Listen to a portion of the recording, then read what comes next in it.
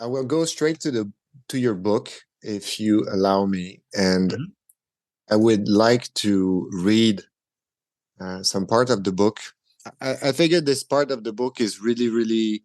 That's how I understood it, but it's like a turning point, really, in your life with this experience you had in Afghanistan. So, just to sum up the context, it's your second mission or your second day on a mission. I mean, it's really the beginning. You almost have no experience of Afghanistan at the time, and you were on a patrol. It was quite tense. There were Taliban's a bit everywhere and everything. At one point, you are moving on with your patrol, and you're being very cautious because you know you have enemies around. And I'm going to the book, and I want to read this part if you agree. Should I shoot? No, wait until you see a weapon. The bobbing heads were moving swiftly. I placed my finger on the trigger and gently pressed.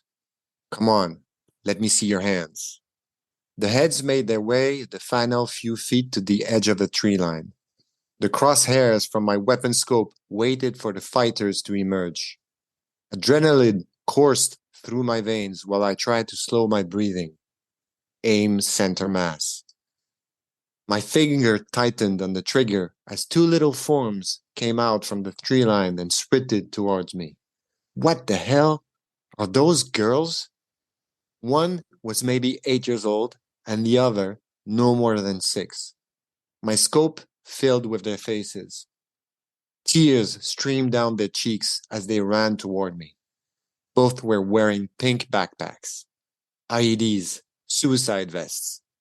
I leveled the crosshairs on the oldest girl's face and began screaming and waving my left arm at them. If they got much closer, I would have no choice. Go away, get out of here, my voice screeched with desperation as they ran at me. Stop! 10 more feet, and I was going to kill them both. If they detonated their bombs in our lines, they'd certainly kill me and my entire fire team, and more SEALs would die trying to evacuate our bodies. I kept screaming, my finger on the trigger and scope leveled at the first little girl's face, but they kept coming.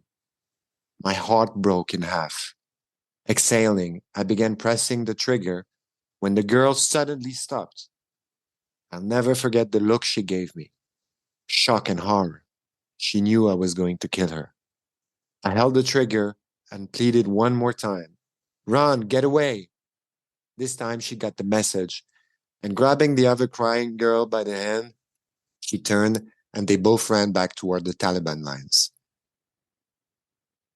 When I heard this event, when I listened to you on Joko's Willing podcast, and when I got back to it on the book, it's even hard to comprehend. You describe it very genuinely, and we get a little bit of the sense of what happened. But of course, when you have not lived such situation, it's impossible to truly understand what's going on. And how do you move on after such an episode? And I know the answer a little bit because I understood that was the turning point in your life. And once again, the choices you made afterwards, could you say that it's because of this event that in a way you decided at one point that your life would be dedicated to help civilian people?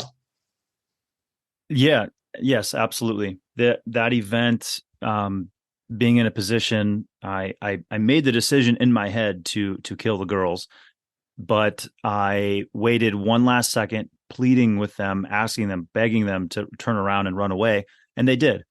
And so it was difficult because I'd already in my heart and in my head had already killed them. I just didn't do it physically, thank God.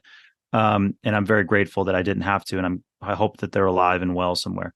But seeing the civilians, seeing these little girls caught in the middle of this battle, and most likely carrying some sort of suicide bomb in their backpacks, I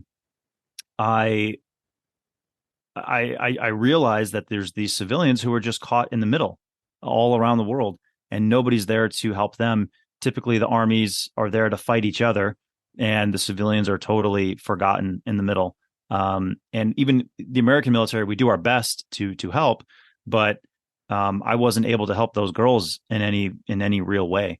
And so because of that, yes, that set my heart, and in my mind, I realized that I needed to eventually one day that I would, leave the military, and that I would dedicate my life and find a way to help civilians who were caught in those conflict zones.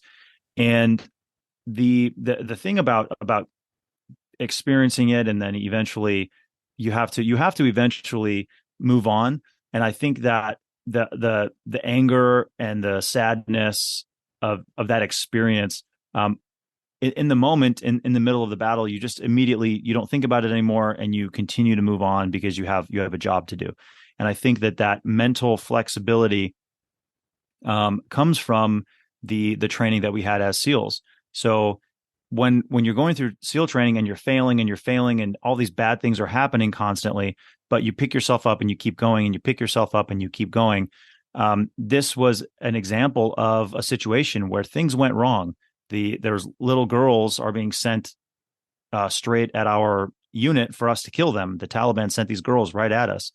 And so that's wrong. Like, the situation's wrong. And I made this, I made the right call, but I'm in this terrible situation. Well, just like in SEAL training, I'm just going to pick myself up and I'm going to move on. I'll deal with it later, and I'll think about it later. And I did. But in the moment, you just move on, and you move on to the next problem, and you keep going, because your team's relying on you to survive.